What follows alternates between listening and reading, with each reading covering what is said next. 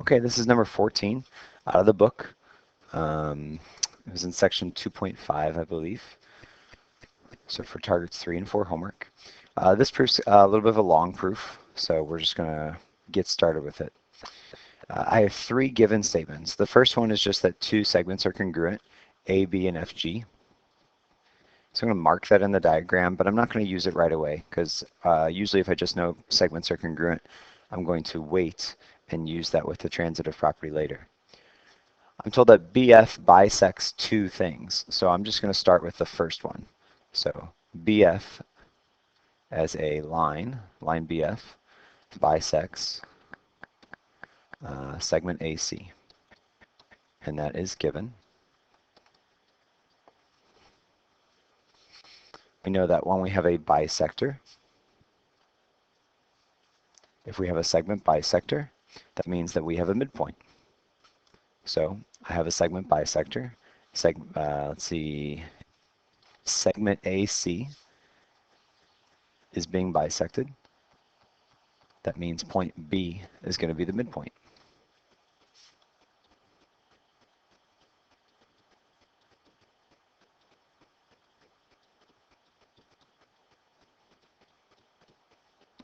So B is the midpoint of AC. That's the definition of segment bisector.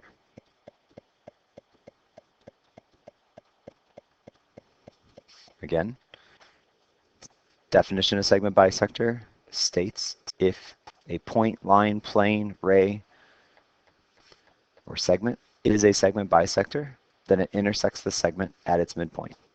Since we are told that line BF was a segment bisector of AC, we know that line BF intersects segment AC at its midpoint. And we can see that it goes through point B, so B is the midpoint. Because I have a midpoint, I know that I now have congruent segments. And so if I look at my diagram, because B is the midpoint, then the segments that are going to be congruent are AB and BC.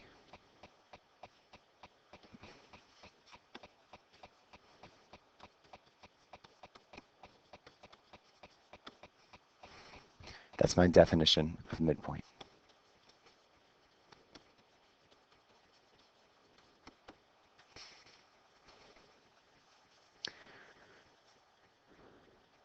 All right, I've told you if you listen to the proofs from the worksheet, those videos, what I said there is that when you have the option to use the transitive property, you should try to take it and use it right away. So right now in number 3, I see segment AB congruent to something, and in my given, one of my given statements, I see segment AB congruent to something else. So we're going to use that. So now I'm going to use this other given, segment AB is congruent to FG. I also like to put my transitive, if I'm going to be using some transitive, I like to write them on top of each other. It's easier to see. So segment AB is congruent to FG. It's a given. It's already marked in the diagram. And because BC and FG are both congruent to the same segment, AB, that means BC and FG have to be the same. And we can see that in the diagram. We already have it marked. So we're giving the justification for why. So these two come together and give me statement number 5, which is that BC and FG are congruent. And that is the transitive property. It's the best way to use the transitive property as far as how your flowchart proof goes. Now I'm trying to prove BC and DF. So again, I have one more segment I'm trying to get to, and I'm going to have to use my last given statement. Now, if you already said right here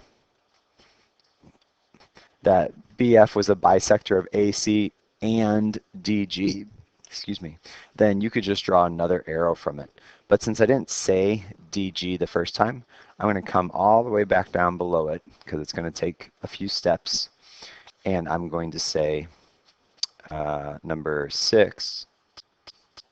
So I'm going to start all the way underneath number 1 because it's going to take some steps to get there. I'm going to say that BF bisects segment GD.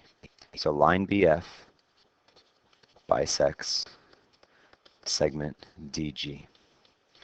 Again, that's a given. The last time I had a bisector, I said that because I have a bisector, I have a midpoint. So my midpoint of segment DG is going to be F. So now I know that F is the midpoint of DG. That's my definition segment bisector.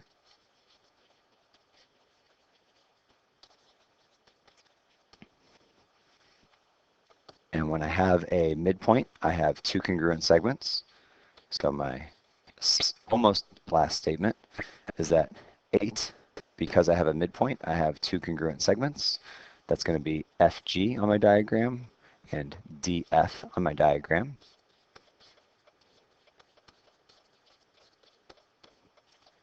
That's my definition of midpoint.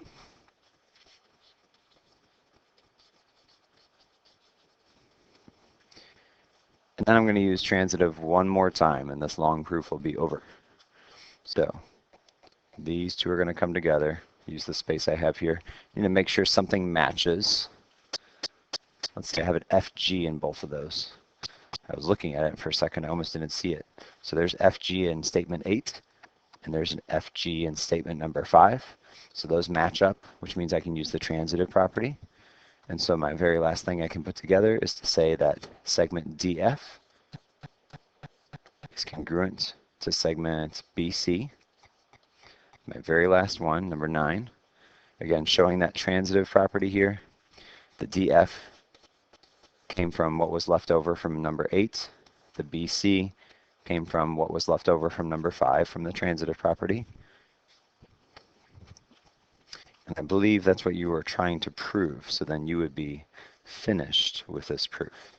So DF and BC, that is what we were trying to prove, and so we are all done. That one's got a lot of steps. If you haven't done the ones in the worksheets yet, they do not have as many steps. I think one of them is a little bit long. And so please go through all the proofs, all 4 proofs, watch the videos. Try the proofs again, watch the videos again if you need to, until you become comfortable with it. And then the teachers will get together and try to come up with some extra practice that you can work on throughout the unit.